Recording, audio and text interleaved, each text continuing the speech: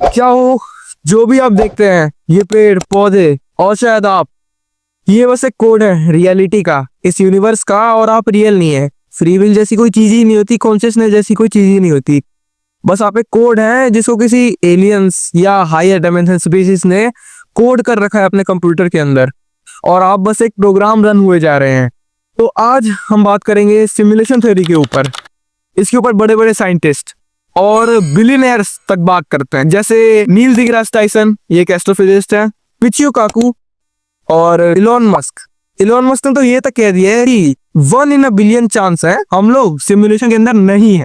Odds that we're in base reality is 1 in billions. तो आज हम इसके बारे में बात करेंगे। ये उतना भी सिंपल नहीं है जितना ये दिखता है, और उतना भी हार्ड नहीं है जितना ये दिखता है। Welcome to the simulation. Living the code.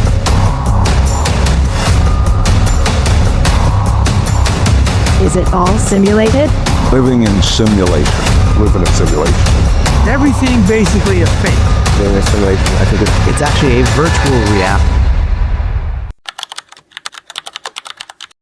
2003 में एक बॉस्ट्रोम ने एक रिसर्च पेपर पब्लिश किया, उसका नाम दिया सिमुलेशन आर्ग्यूमेंट।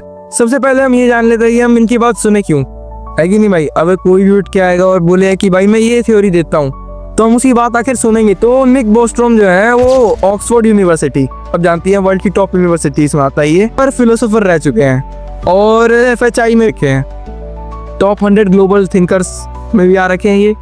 तो हम इनको हल्के में तो नहीं ले सकते, यानी महंगे नशे किए होंगे जो ये थ्योरी दी है। जरा इसके ऊपर बात कर लेते हैं कि उन्होंने इस पेपर में बोला क्या था अपने, जो उन्होंने पब्लिश किया था। सिमुलेशन आर्ग्यूमेंट नाम था उसका, और उसके अंदर उन्होंने 3 बातें बोली। उन 3 बातों में पहली बात ये थी कि हम लोग जो है वो इतना जी ही नहीं पाते, हम ह्यूमंस इतना जी ही नहीं पाते कि हम एक नई सिमुलेशन, अपनी ही सिमुलेशन को क्रिएट कर पाए। उन्होंने दूसरी बात क्या बोली कि हम लोग इतना जी तो जाते हैं और इतने एडवांस भी हो जाते हैं कि हम एक अपनी सिमुलेशन को क्रिएट कर पाए, बट क्योंकि हमें चाहिए नहीं होता है, वांट नहीं होता है, तो हम ऐसा नहीं करते हैं। और तीसरी बात उन्होंने बोली कि अभी हम खुद एक सिमुलेशन में है। ऐसा क्यों बोला? क्योंकि कोई ह्यूमन हमसे पहले भी हो रखे होंगे इस यूनिवर्स में, उन्होंने शायद से पहले भी एडवांस होके एक सिमुलेशन क्रिएट की और हम उसका बस एक पार्ट है। कुछ ऐसी सी उनकी थ्योरी है। इसको आप गेम की तरह कंपेयर कर सकते हैं, जैसे गेम में हर चीज सिमुलेटेड होती है, इवन ग्रेविटी तक, हर तरीके की फोर्स, कोई कितना फोर्स लगेगा। अब यहाँ पर एक स्पेशल बात क्या है, बस में कुछ चीजें डिफाइंड है, कुछ लॉस, कुछ रूल्स जिनके ऊपर ये यूनिवर्स चलता है। ये रूल्स अगर ब्रेक करने की हम कोशिश करेंगे तो हम नहीं कर पाते हैं। और ये रूल्स क्या क्या है, अगर इनके ऊपर बात कर लेते हैं। रूल्स तो क्या एकदम सिंपल ही है, जैसे कोई स्पीड ऑफ लाइट से ऊपर नहीं जा सकता कोई ऑब्जेक्ट। अब ऐसा क्यों नहीं जा सकता, उसके पीछे आपकी रिलेटिविटी ने जवाब दे रखा है, मेरे को देने की जरूरत नहीं है। और जैसे कुछ पिक्सल्स एक गेम के फिक्स होते हैं, वैसे ही यहाँ पर कुछ पिक्सल्स फिक्स हैं। एक हद तक ही आप जूम कर सकते हैं। वो हद क्या है, मैं अगर बोलूँ तो प्लैंक्स लेंथ है, जो कि है approximate 1.6 × 10⁻⁻35 metres.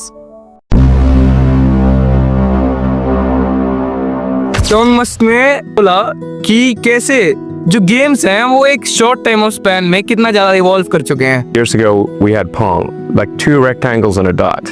That was what games were. Now, 40 years later, we have photorealistic 3D simulations with millions of people playing simultaneously, and it's getting better every year.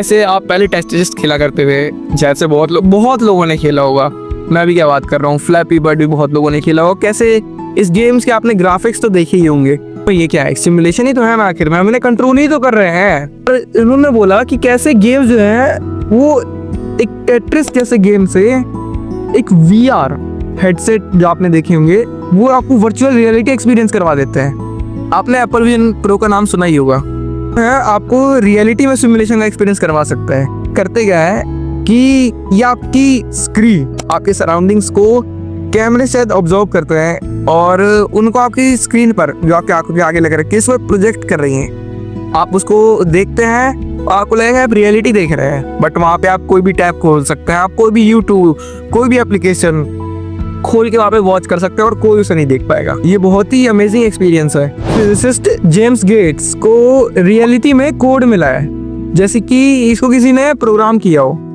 कि भाई ये एक कोड है और आपको इस पे ही चलना है।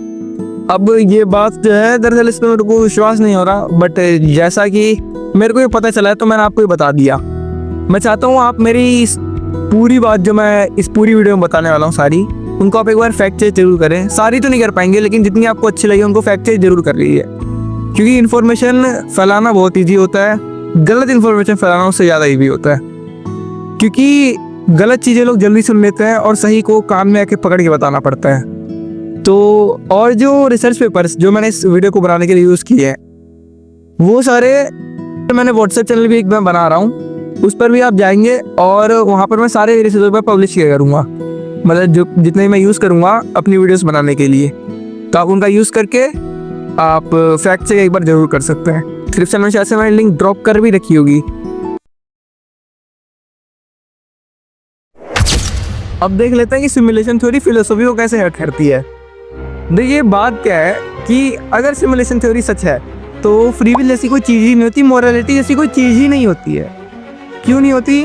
क्योंकि फ्री विल जो है, यानी कि मेरे अंदर से इच्छा कि मैं कुछ भी कर सकता हूँ, जब मेरा मन चाहे मैं कर सकता हूँ। मैं यहाँ पर जाऊँ और कूदने लग जाऊँ बंदरों की तरह, या फिर वो पीछे बैठा कुत्ता भी इंसानों की तरह खड़ा हो जाए और मेरे ऊपर आके हमला कर दे।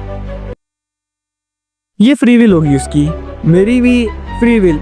लेकिन शायद क्या ये सब सही में हमारी फ्री विल है? क्या पता है पहले से कोडेड है हमें कि हमको यही करना है at this particular part of this time. नहीं, मोरालिटी कैसे हर्ट करता है ये? यहाँ पर मोरालिटी क्या थी, अच्छा बुरा है कि नहीं? अब मोरालिटी सब्जेक्टिव भी होती है, या तो आपको पता ही होगा। कुछ भी अच्छा किया मैंने, कुछ भी बुरा किया, वो मैंने तो किया ही नहीं ना आखिर में, क्योंकि वो मेरे से करवाया जा रहा है, मेरे से सिमुलेशन में प्रोग्राम हो रखा है कि मेरे को यही करना है। एक साइकोपैथ का जन्म ही इसलिए होता है ताकि वो किल कर सके, ठीक है, क्योंकि उसको प्रोग्राम किया होगा। ये सिमुलेशन थ्योरी ऐसा बोलती है, यानी कि साइकोपैथ की तो कोई गलती नहीं थी ना, उस किलर की तो कोई गलती ही नहीं थी। यानी कि दुनिया से मोरालिटी का कॉन्सेप्ट ही गायब हो जाएगा और एक अच्छा और बुरा की पहचान ही गलत हो जाएगी। चीज़ अच्छी या बुरी नहीं रहेगी, वो बस एक प्रोग्राम रहेगा। यानी मोरालिटी का कॉन्सेप्ट इस वर्ल्ड में एग्जिस्ट ही नहीं कर पाएगा। ये सुनने में बहुत अजीब लगता है, उतना अजीब ये नहीं है, बट क्या कर सकते हैं। जब आपको पता चले कि आप किसी के सिमुलेशन के पार्ट हैं तो सही में बहुत अजीब होगा। अब जरा मैं क्या कहना चाहता हूँ इस थ्योरी के ऊपर, इसके ऊपर भी बात कर लेता हूँ। देखिए मेरे को लगता है कि सिमुलेशन थ्योरी सच नहीं है, क्योंकि अगर सही में हम एक सिमुलेशन के अंदर जी रहे हैं तो सिमुलेशन किसका पार्ट है? अगर वो रियलिटी का पार्ट है तो वो कैसे कह सकता है वो रियलिटी का पार्ट है? नहीं है ना। अगर वो किसी रियलिटी का पार्ट होगा उसके कुछ रूल्स होंगे, कुछ लॉस होंगे, यानी कि वो भी किसी सिमुलेशन में ही जी रहा होगा। और अगर वो किसी सिमुलेशन में ही जी रहा है तो ये तो एक लूप चलेगा ना, कि एक सिमुलेशन दूसरे सिमुलेशन क्रिएट करता है, वो अगले को, वो अगले को, वो अगले को।